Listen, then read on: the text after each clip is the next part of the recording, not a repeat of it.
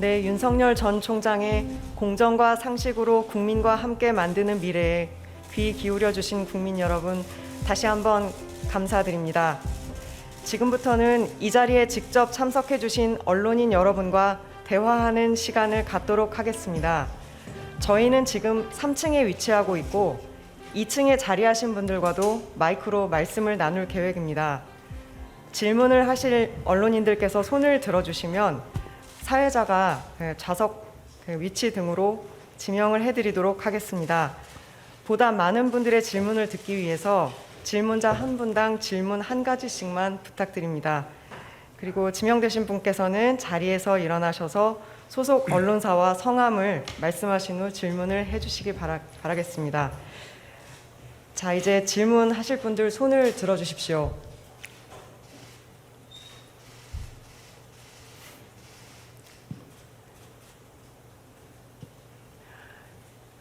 왼쪽 열 세 번째 줄에 제일 복도 쪽에 앉으신 회색 자켓 입으신 기자님.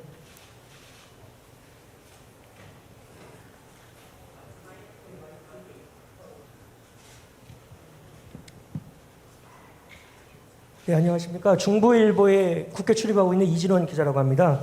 유력한 라이벌인 이재명 경기도지사도 7월 1일 날 출마를 선언을 합니다. 두 분 다 공정을 화두로 제시하고 계시는데요.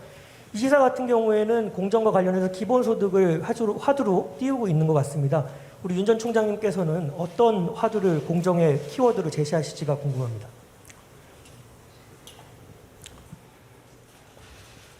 저는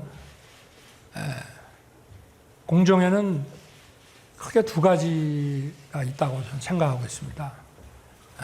하나는 어떤 특정 분야에서 또는 특정 시장에서 공정한 룰에 따라 그 경쟁하고 거기에 따라 어떤 보상이 주어지는 그런 공정이 있고, 또 국민 전체, 또 국민 한 분 한 분의 생애 전 주기에 기회의 공정이 있다고 저는 봅니다. 지금은 우리 청년 세대는 취업이라든가 입시라든가 이런 데 있어서 어떤 불공정을 많이 느끼기 때문에 어떤 특정 분야에서 공정한 경쟁을 공정의 최우선 가치로 생각하시고 있는 것 같습니다. 그러나 국가와 정부를 운영하는 입장에서 본다면 국민들이 생애 전 주기에 자기들이 더 발전할 수 있는 그런 기회의 균등이, 공정한 기회의 보장이 또 큰 차원에서 이루어져야 된다고 봅니다.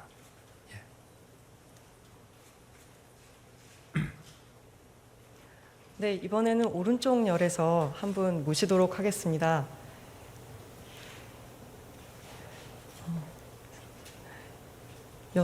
다섯 번째 줄에 흰색 자켓 입으신 기자님.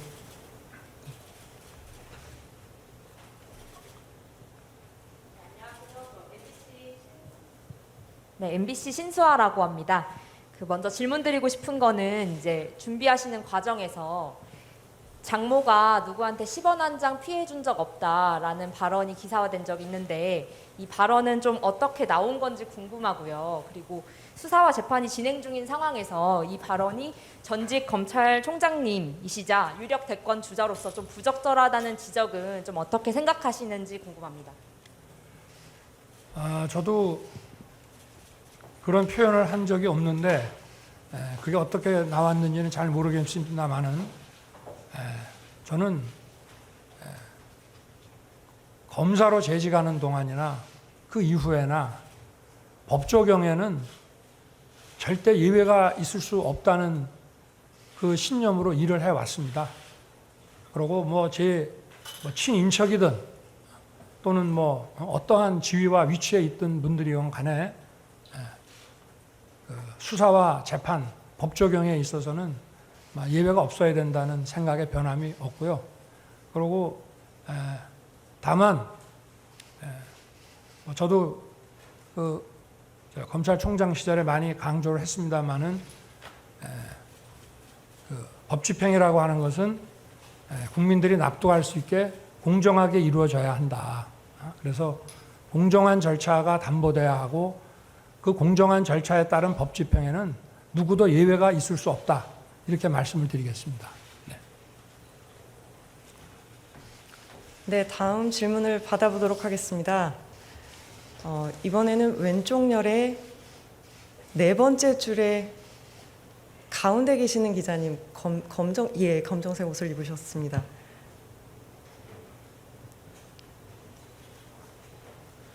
네, 경북일보 이기동 기자입니다.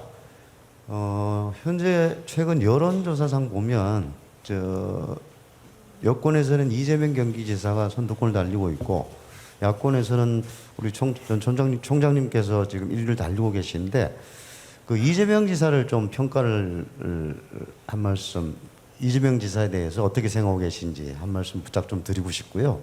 그다음에 지역적으로 박근혜 전 대통령 지지 기반인 TK에서도 총장님에 대한 어떤 지지율이 상당히 지금 높게 나타나고 있어요. 그 이유를 뭐 자체적으로 평가를 한번 해주십시오. 이상입니다. 글쎄 제가 국민들께서 생각하시는 다른 대권 주자나 또는 저에 대해서 그 성원을 보내주시는 그 국민들의 그 생각에 대해서 이렇게 평가한다는 것은 좀 적절하지는 않는 것 같습니다만은 우리 기자분께서 물어보시니까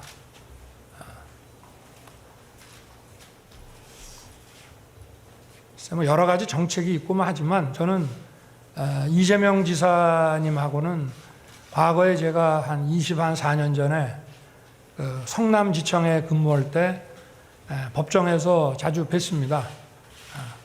굉장히 열심히 하시고 변론도 잘 하셨던 것으로 기억이 나고 그다음에 뭐 개별 정책에 대해서는 제가 오늘 이 자리에서 좀 말씀드리는 것보다 앞으로 이제 그런 말을 할 수 있는 기회가 오지 않겠나 이렇게 보고 있습니다. 그리고 대구 경북 지역의 그 지지에 대해서는 그 대구 경북 지역 그 우리 주민들께서 저를 많이 성원해 주시고 하는 것은 이분들이 어떤 지역 연구 정치인에 대한 좀 어떤 안타까운 마음 이런 것보다도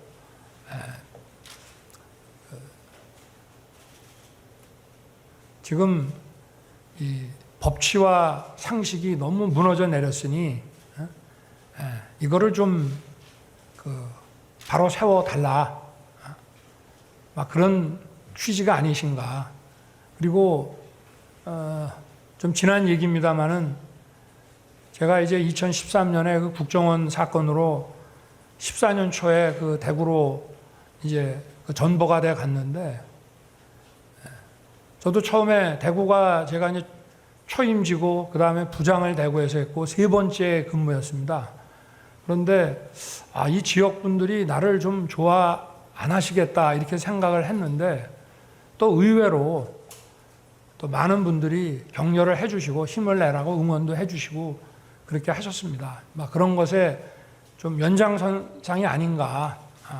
그 지역 주민들도 그 법을 집행하는 데 있어서 그게 법과 절차에 위배되지 않은 것을 했다면은 어떤 정치적인 감정이나 뭐 이해득실 같은 것보다는 그런 점을 더 우선시하지 않으셨나. 그렇게 뭐 더는 말씀드리기가 어렵고 제 그냥 개인적으로 든 느낌을 그렇게 말씀드리겠습니다. 네. 네, 이번에는 좀 뒤쪽에 앉으신 기자님께 질문을 받아보겠습니다.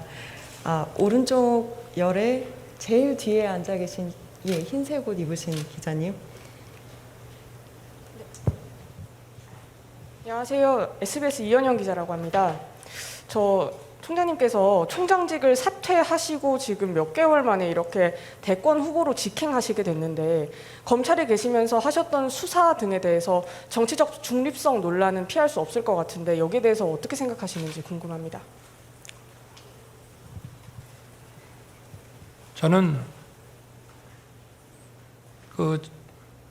제가 뭐 중앙지검장 때 일한 거는 좀 시간이 흘렀으니까 제가 2019년 가을부터 검찰총장으로서 수사한 그 내용들은 그것이 법과 원칙에 따라서 이루어진 것을 여러분들이 다 보시지 않았을까 싶습니다. 네. 혹자는 정치를 하기 위해서 일부러 그런 수사를 한 거 아니냐라고 얘기를 하시지만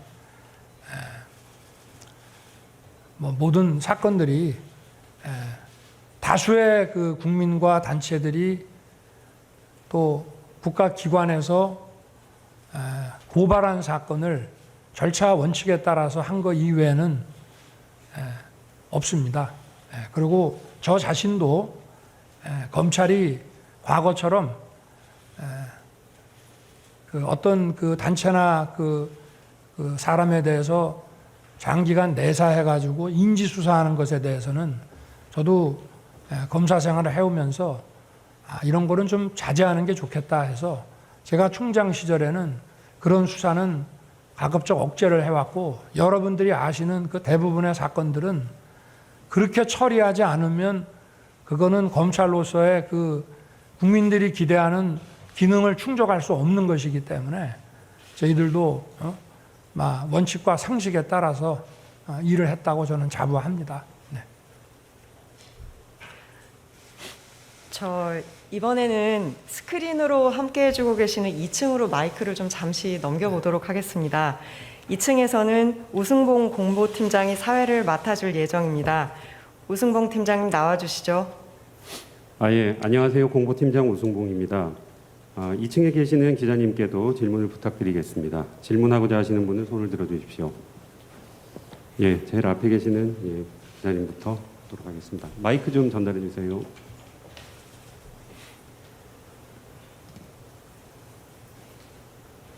네, OBS 김민주 기자입니다. 그 정치인 윤석열 얘기를 하시러 나오신 거니까 우선 2021년 6월 29일 현 시점에 왜 꼭 많은 후보들 가운데 대통령이 윤석열이어야 하는지 알기 쉽게 설명 부탁드리고요. 두 번째는 각종 여론조사에서 차기 대선 주자 1위인데 미세하지만 추세상 조금씩 떨어지는 통계도 있습니다. 지지세가 유지되지 않아도 정권 교체에 이바지하실 생각인지 아니면 야인으로 돌아가실 생각인지 여쭙고 싶습니다. 오늘 그 OBS 우리 기자님 말씀을 그대로 답을 하다가는 제가 공직선거법 위반이 될 수도 있을 것 같습니다.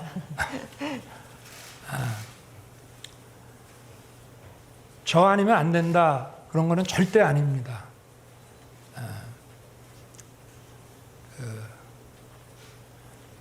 국민들께서 생각하시는 저에 대해서 기대하시는 게 있다면은 저는 당신이 오랜 세월 이 어떤 법과 원칙 또 상식과 이 공정을 구현하기 위해서 몸으로 싸우지 않았느냐. 우리가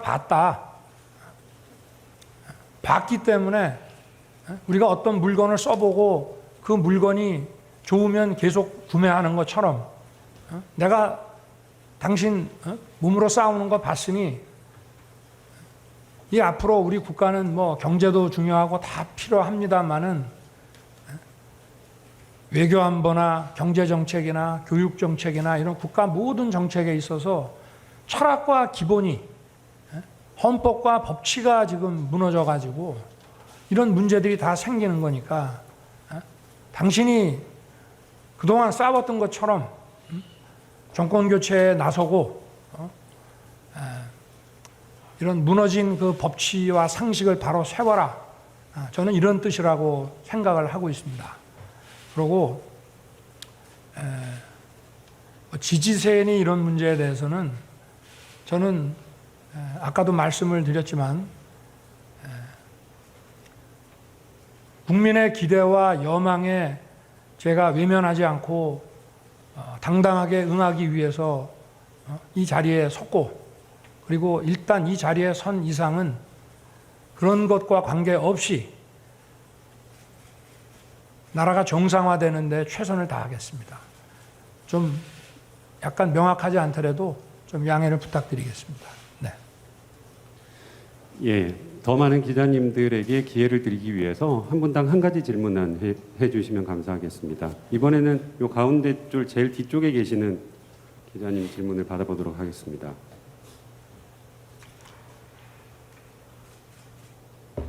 네, 안녕하세요. 저는 KBS 강병수 기자라고 합니다. 오늘 선언문 잘 들었고요. 이제 정치인 윤석열로서 첫 출발을 뗀 건데, 만약에 정치인 윤석열은 그럼 지금 국민의힘 입당을 고려하고 있는지, 만약에 고려하고 있다면 왜 국민의힘인지, 이 국민의힘이라는 정당이 추구하는 가치가 정치인 윤석열과 어떤 부분에서 일치를 하는지, 이런 부분에 대해서 좀 여쭤보고 싶습니다.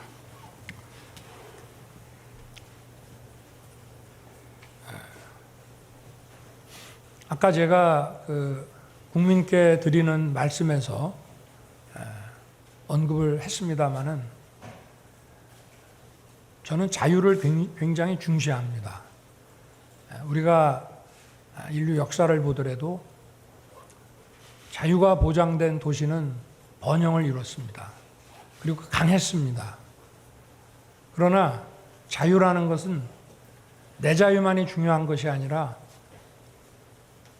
그 공동체의 다른 시민들의 자유도 함께 중요하고, 그러한 연대와 책임이 저는 인간의 존엄과 가치라는 어떤 헌법 정신이고, 또 공공정책에서는 복지로서 나타나는 것이라고 저는 생각합니다. 국민의힘이라는 정당이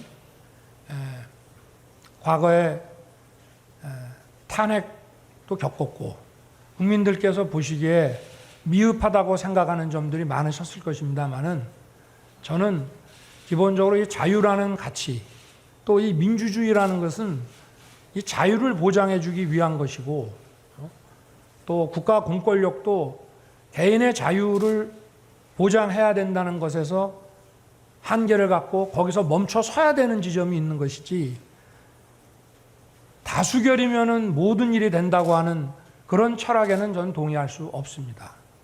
그렇기 때문에 그 정치 철학 면에서는 국민의힘과 제가 생각을 같이 하고, 저는 국힘을 지지하지 않는 분이라 하더라도 저는 보수냐 진보냐 중도냐 이런 말을 별로 쓰고 싶어 하지 않지만, 어쨌든 이 지성과 상식을 가지고 국가가 운영돼야 된다고 생각하시는 분들은 이런 자유민주주의라는 가치에 전부 동의하지 않으실까 생각을 합니다.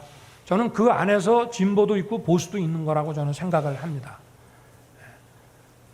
그리고 향후에 제 정치 행보에 대해서는 이미 제가 이 자리에 서기 전에 말씀을 다 드렸기 때문에 그것으로 좀 가름할 수 있지 않겠나 싶습니다. 네. 예, 또 질문 받아보도록 하겠습니다. 예, 마이크를 이쪽으로 넘겨주십시오. 예. 같이 앉으셨는데 두 분 중에 어느 분이 하시겠습니까? 예, 알겠습니다. 예, 안녕하세요. 저 아주경제 김도영 기자라고 합니다.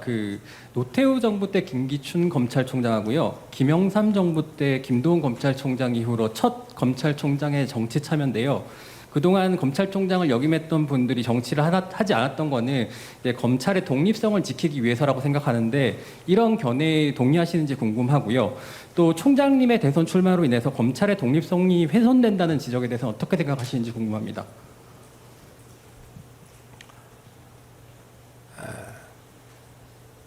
가까운 일본에서는 사법공무원이나 검찰공무원을 지낸 사람들이 이런 선출직에 나서지 않는 경우가 많다고 저는 알고 있습니다.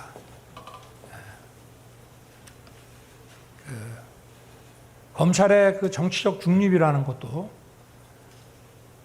그 자체보다도 제가 총장 그 취임사 때도 말씀을 드렸지만 결국은 공권력이 국민에게서 나오고 국민을 위한 검찰이 되어야 하기 때문에 검찰의 정치적 중립 그리고 최고 그 지휘자인 그 총장을 지낸 사람이 선출직에 나서지 않는 관행이라는 것은 저는 의미가 있다고 생각합니다. 그러나 그것이 절대적인 원칙은 저는 아니라고 생각하고 있고요. 제가 이 정치에 그 참여하게 된 이 계기에 대해서는 아까 국민께 드리는 말씀에서 어느 정도 설명을 드렸고, 국민들의 어떤 그 법치와 상식을 되찾으라고 하는 그런 그 여망을 제가 외면할 수 없고, 또 제 헌신을 다 해서 혼신을 다해서 제가 이 일을 해야 된다는 그런 생각을 하게 됐습니다. 그래서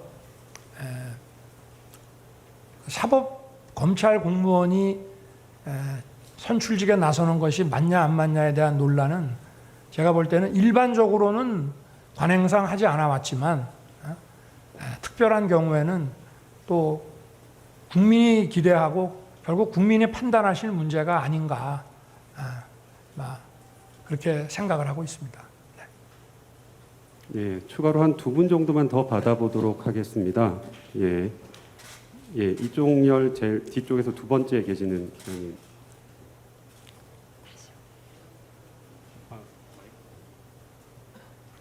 네, 시사인 문성현 기자입니다. 그 3월 검찰총장직 사퇴하실 때 기자들 앞에서 하셨던 말이 좀 더 구체화됐다는 느낌을 받았는데요. 뭐 현 정부 문제점 짚어주셨고 어떻게 해결해야 하는지에 대해서 말씀을 해주셨는데, 근데 그때도 그랬고 지금도 마찬가지로 그 역할을 왜 윤석열 검찰총장이 해야만 하는지에 대한 설명이 좀 다소 추상적이라는 느낌이 듭니다. 어떤 무너진 법치와 상식 바로 세워달라는 뭐 국민 요구가 있다는 거 외에 왜 정치 참여를 해야겠다고 직접 본인께서 생각을 하셨는지 그 이유를 조금 더 구체적으로 설명해 주셨으면 좋겠고요.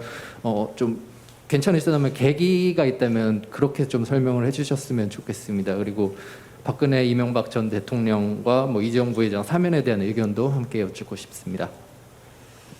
정치 참여에 관한 얘기는 몇 분 기자분들께서 질문을 하셔서 제가 답변을 좀 드린 것 같고요.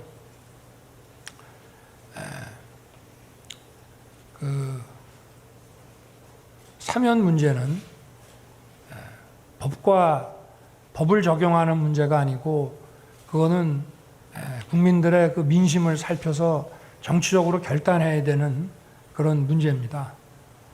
먼저 그 이재용 씨 사면 문제는 지금은 논의되는 게 사면 문제가 아니라 그 형기의 상당 부분을 지금 경과를 했기 때문에 가석방 문제가 지금 논의되는 것 같고, 그거는 제가 볼 때는 절차에 따라서 이루어질 것이라고 생각하고 있습니다. 그리고 두 분의 그 전직 대통령의 그 사면 문제에 대해서는 제가 명확하게 이 자리에서 말씀드리기 사안은 좀 아니고, 이거는 현직 대통령이 판단해야 될 그런 문제입니다. 그러나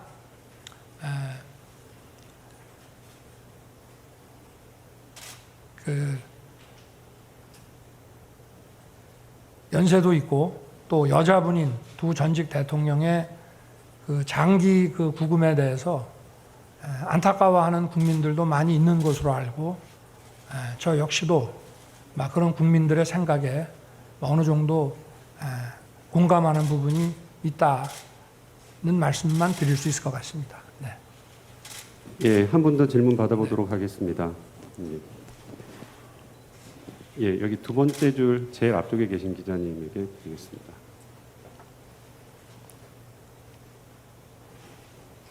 네, 연합뉴스TV 방현덕입니다. 국민의힘 입당에 대해서 말씀해 주셨는데요.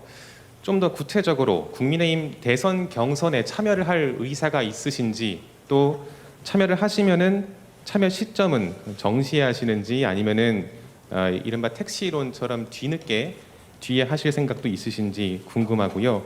또 비슷한 문제의식으로 사퇴한 최재형 감사원장도 있습니다. 연대 가능성 어떻게 한번 기대해 볼 수 있겠습니까? 그 문제에 대해서는 제가 지금 이 자리에서 답변 드리기 어려울 것 같습니다. 네, 죄송합니다. 예, 2층에 계신 기자님들 질문이 너무 많아가지고요. 한 분만 마지막으로 받고 3층으로 넘기도록 하겠습니다. 예, 계속 손 들어주셨던 두 번째 계신 기자님. 네, 저 일본 NHK 김민우 기자라고 합니다. 지금 한일 관계가 사상 최악이라고 여겨질 정도로 굉장히 악화가 되어 있는데 이런 한일 관계 개선을 위해서 좀 어떻게 할 생각이다라는 총장님의 생각을 말씀해 주시면 감사하겠습니다.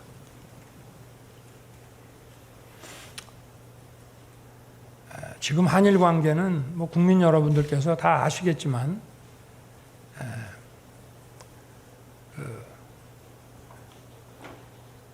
수교 이후에 가장 지금 관계가 열악해지고 이제 회복이 불가능할 정도까지 지금 관계가 아주 망가졌습니다. 외교는 실용주의, 실사구시, 현실주의에 입각을 해야 되는데 어떤 그 이념 편향적인 죽창가를 부르다가 지금 여기까지 왔습니다. 그리고 이 정부가 지금 정권 말기에 이걸 어떻게든 또 수습을 해보려고 하는데 이제는 뭐 잘 되지 않는 것 같습니다. 저는 상식에 비추어 보더라도 우리 그 한일 관계에서는 과거사는 과거사대로 우리 후대가 그 역사를 정확하게 기억하기 위해서 그 진상을 명확히 해야 되는 문제가 있지만 또 우리 미래는 또 미래에 자라날 세대를 위해서 정말 실용적으로 협력을 해야 되는 그런 관계라고 저는 생각을 합니다. 지금 뭐 여러 가지 한일과의 관계가 이 정부 들어와서 망가진 위안부 문제 또 강제징용 문제 이런 것들하고 또 우리 한일 간의 이런 안보 협력이라든가 또 경제 무역 문제 이런 현안들을 전부 다 같이 하나의 테이블에 올려놓고 어떤 그랜드 바겐을 하는 그런 방식으로 좀 문제를 좀 접근을 해야 되고 우리 한미 관계처럼 한일 관계도 우리 뭐 국방, 외무 또는 뭐 외무, 경제 이렇게 해서 2+2나 3+3의 이런 정기적인 정부 당국자 간의 소통이 향후에 관계를 회복하고 풀어나가는데 필요하지 않겠나 하는 생각을 좀 하고 있습니다. 네. 2층에 계신 기자님들의 질의는 이 정도로 마무리하고요. 자, 이제 마이크를 다시 3층으로 넘겨보겠습니다. 최지연 부대변인님. 네, 이제 다시 3층에 자리하신 기자님들께 질문을 부탁드리도록 하겠습니다. 손들을 많이 들어주고 계셔서 우선 오른쪽 두 번째 줄에 앉으신 기자님 여러 번 손 들어주셨습니다. 네, 안녕하세요. YTN 박서경 기자라고 합니다. 이른바 윤석열 엑스파일과 관련해서 정치권의 공세에 대응하지 않겠다고 앞서 말씀을 해주셨는데요. 일각에서는 윤 전 총장님이 이제 직접 정면 돌파를 해야 한다는 의견도 있습니다. 여기에 대해서 지금 어떤 입장이신지 그리고 직접 이 문건을 확인하신 건지도 궁금합니다. 저는 뭐 문건을 아직 보지는 못했습니다만은 국민 앞에 공직자, 그것도 선출직 공직자로 나서는 사람은 저는 능력과 도덕성에 대해서 무제한 검증을 받아야 된다는 입장을 가지고 있습니다. 그러나 그런 검증은 어떤 합당한 근거와 그 팩트에 기초해서 이루어지는 것이 맞다고 생각하고, 만약에 이것이 어떤 출처불명의 또 아무 근거 없는 일방적인 그 마타도를 시중에 막 유포를 한다든가 하면은 이거는 국민들께서 다 판단하실 것으로 생각합니다. 저는 어떤 그 저의 국정수행 능력이나 또 저희 그 도덕성과 관련해 가지고 어떤 합당한 근거를 가지고 저에게 제시를 하시면 제가 국민들이 궁금하지 않으시도록 제가 상세하게 설명을 해드릴 생각입니다.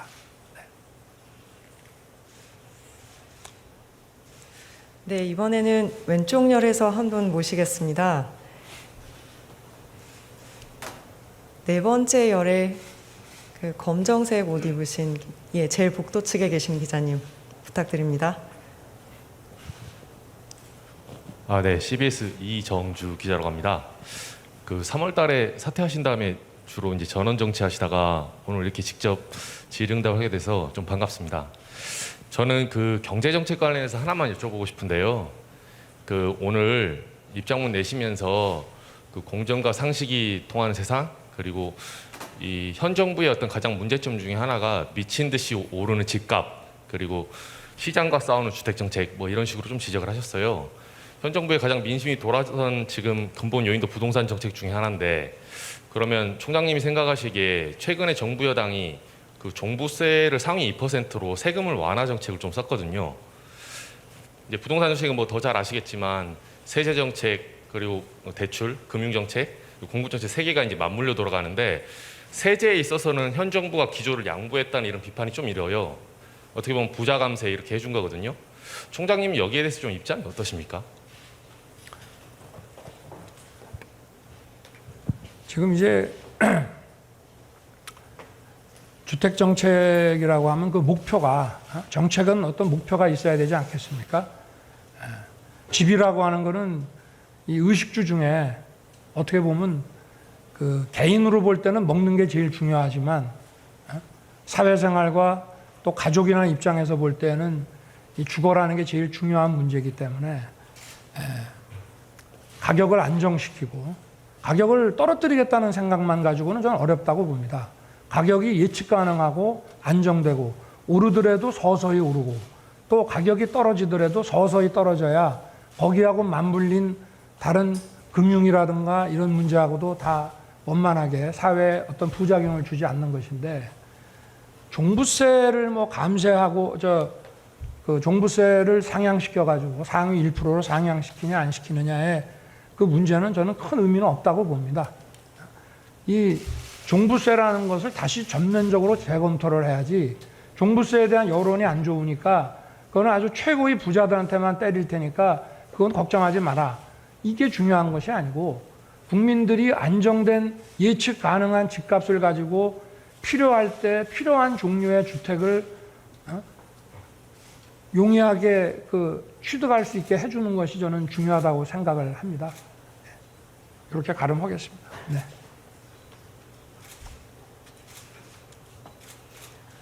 네, 이번엔 오른쪽 열에서 모시겠습니다. 그 네 번째 줄에 보라색 옷 입으신 기자님.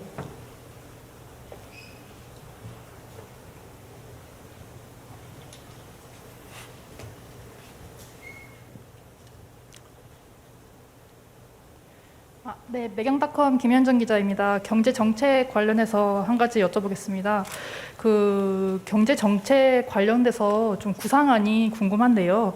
그 어떤 정책 기조를 가지고 계신지, 또 복지와 성장 그 둘 중에 어느 것에 좀 방점을 찍고 있고, 좀 구체적인 정책 캐치프레이즈가 어떻게 되는지 좀 여쭤보고 싶습니다.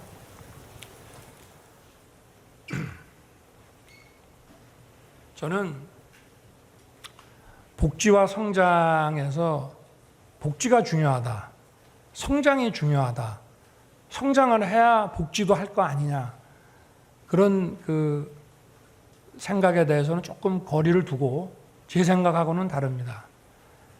저는 지속 가능성이라는 것에 방점을 두고 싶습니다.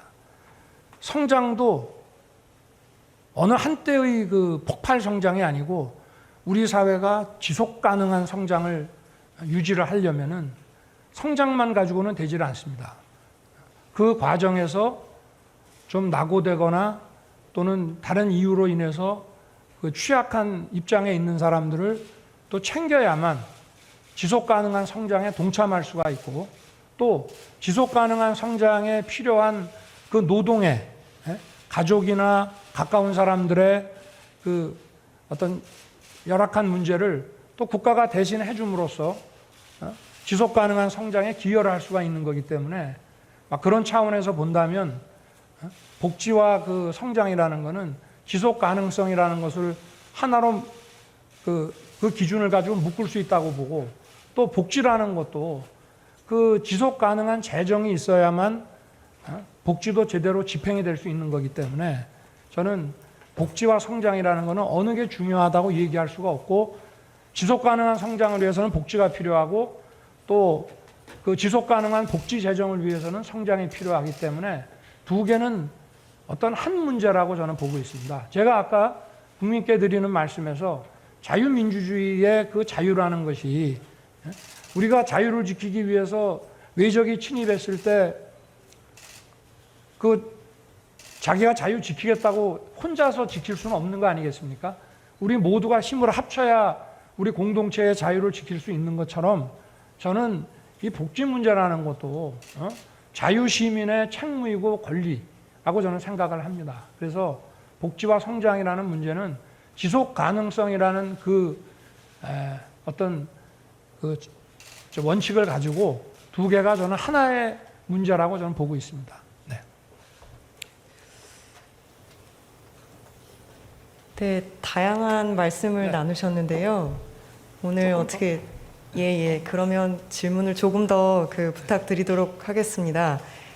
아까 사실 가장 먼저 손을 들어주신 분이 계셔서 왼쪽 열에 네 번째 줄에 조금 더 저 바깥쪽에 계시는 네, 안녕하십니까. 신화일보 석대성이라고 합니다. 문재인 정부에서 내세웠던 것 중에 하나가 검찰개혁이었는데 이 검찰개혁에 대해서는 어떤 생각을 갖고 계셨는지 궁금하고요. 혹시 반감을 갖고 계시진 않았는지, 반감이 있으셨다면 언제부터 반감을 갖고 계셨었는지 궁금합니다. 그리고 그 회견문 통해서 문재인 정부 지난 4년 총체적으로 비판을 해주셨는데 점수를 매기자 그러면은 몇 점 주실 수 있는지도 궁금합니다.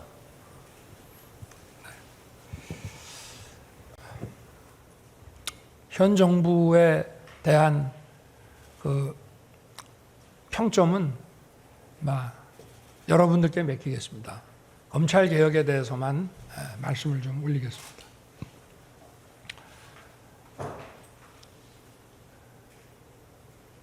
저는 검찰 개혁을 반대한 적이 없습니다. 그리고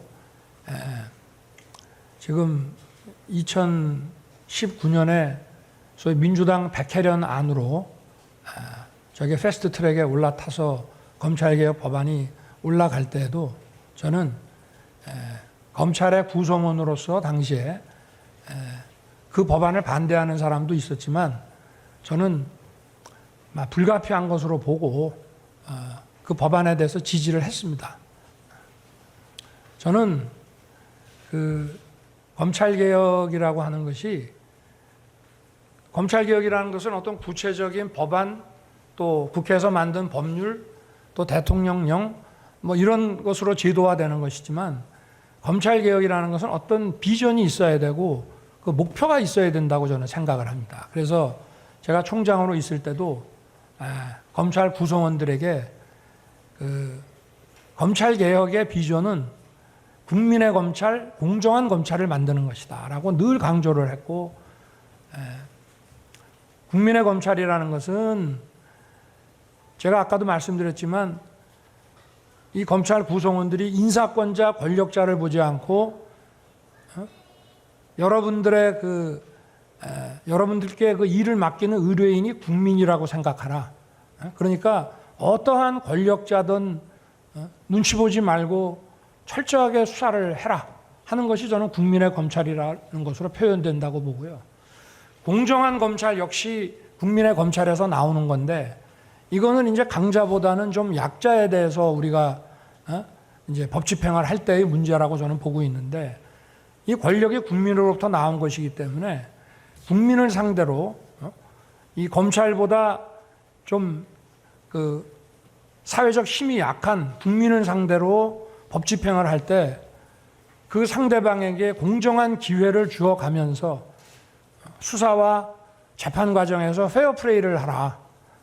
저는 이 두 가지가 검찰개혁의 비전이고 철학이라고 저는 생각을 하고요.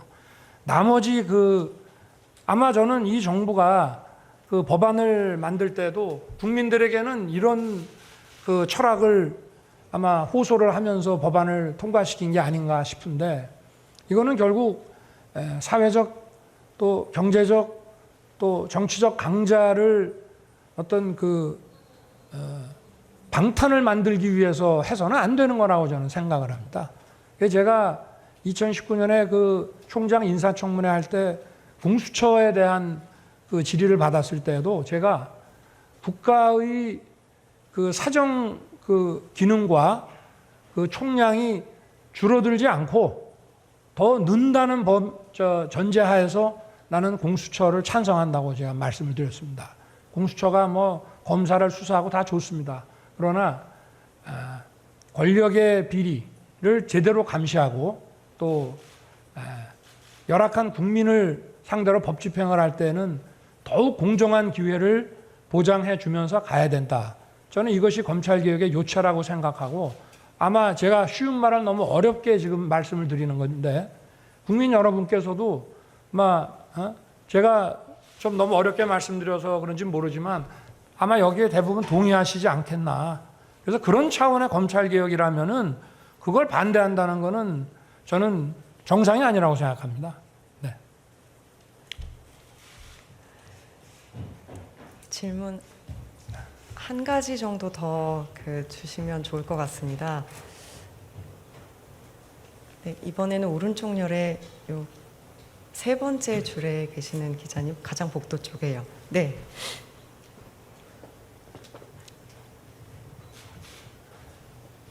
아시아 뉴스통신의 박신흥 기자인데요. 그 총장님이 일단 지금 남한의 국가 지도자로 나서겠다고 선언을 하셨잖아요. 오늘이 연평해전 19주년이 발발한 날인데. 저 기자님 말씀을 조금 더 크게 좀. 연평해전 19주년이 반발한 날이잖아요. 김정은 위원장이 민족의 지도자로서 총장님한테 파트너로 생각을 하시는지, 총장님의 정치적 신념인 자유, 억압을 탄압하는 독재자로 생각하시는지 그 의견을 듣고 싶습니다.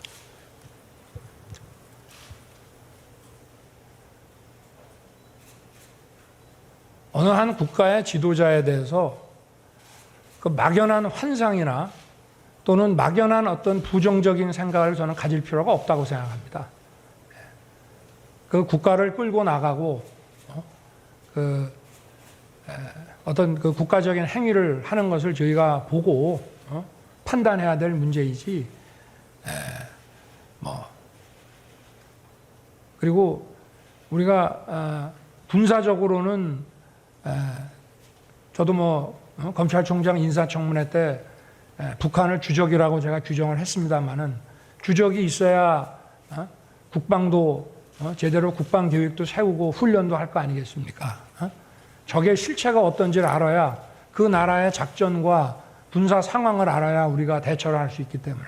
그러나 군사적으로 주적이라고 해서 우리가 한반도에 이런 지속적인 그 평화를 구축해 나가는데 협력할 거는 협력하고 저는 이렇게 해야 된다고 생각합니다.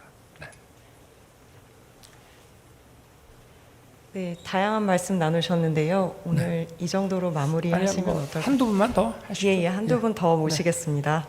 그러면 이번에는 왼쪽에서 왼쪽에 두 번째 열에 회색 셔츠 입으신 기자님, 네, 부탁드립니다.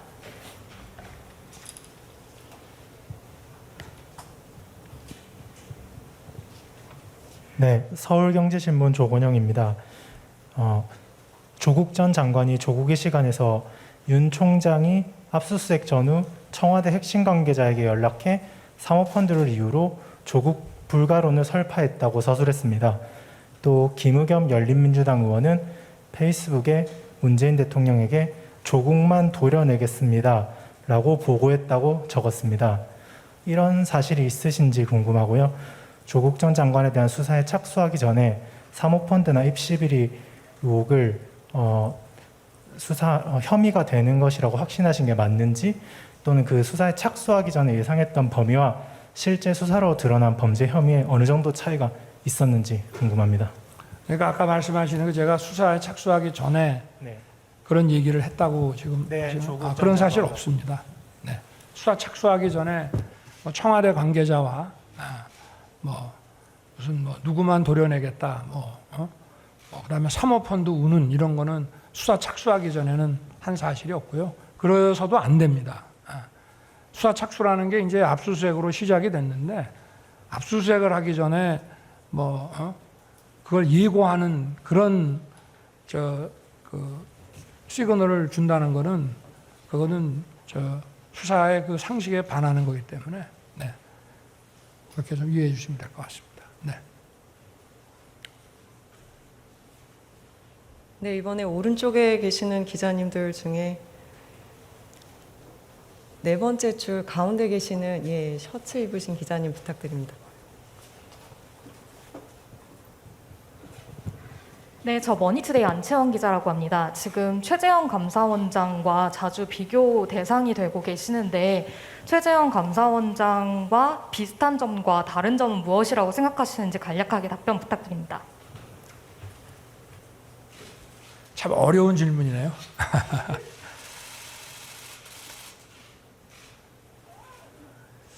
글쎄,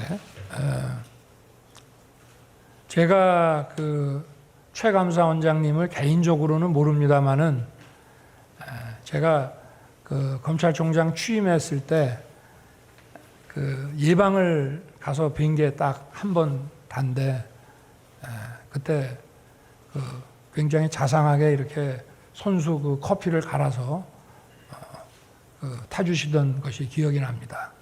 굉장히 온화하고 아주 법관으로서의 기품이 있는 분이라고 인상을 제가 받았고요.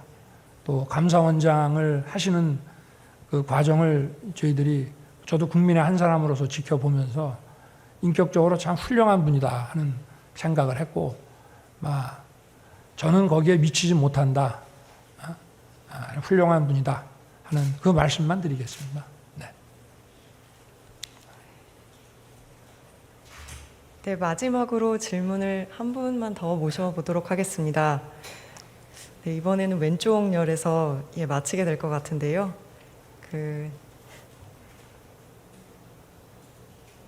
넷째 줄에 계신 흰색 셔츠 입으신 기자님 부탁드립니다.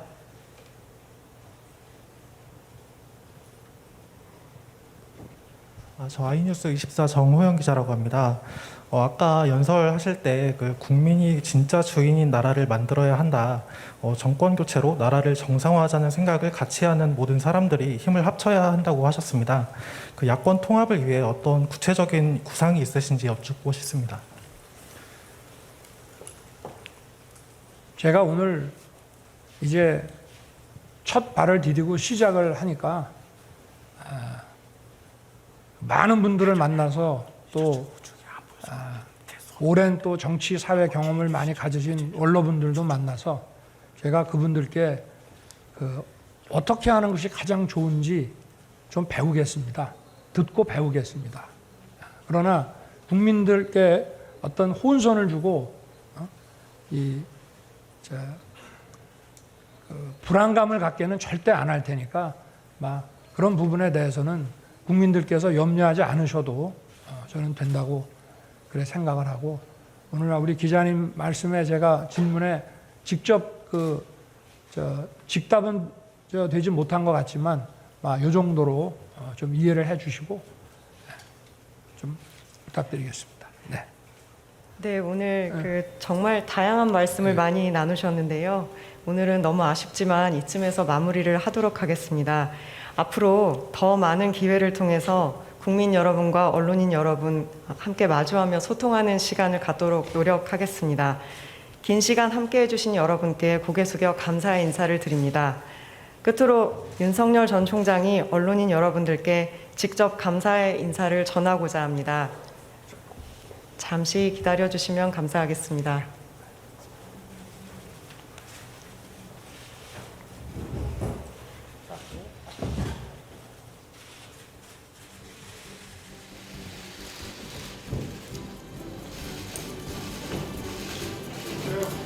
그동안 뭐 맨날 하고 제가 전화도 못 받고 여러분들 많이 불편하게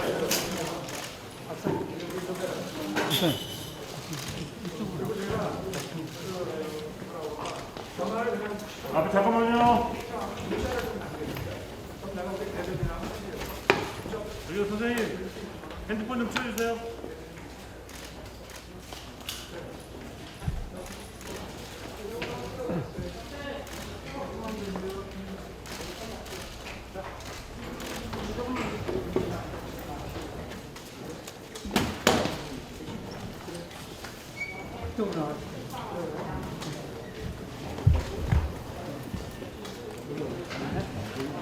아니 저쪽에 나가요.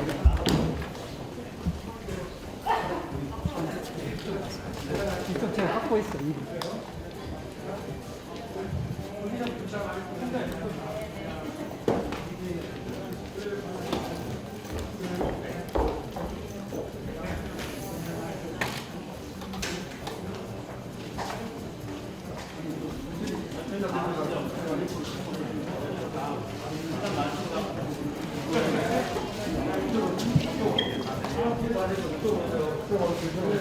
화살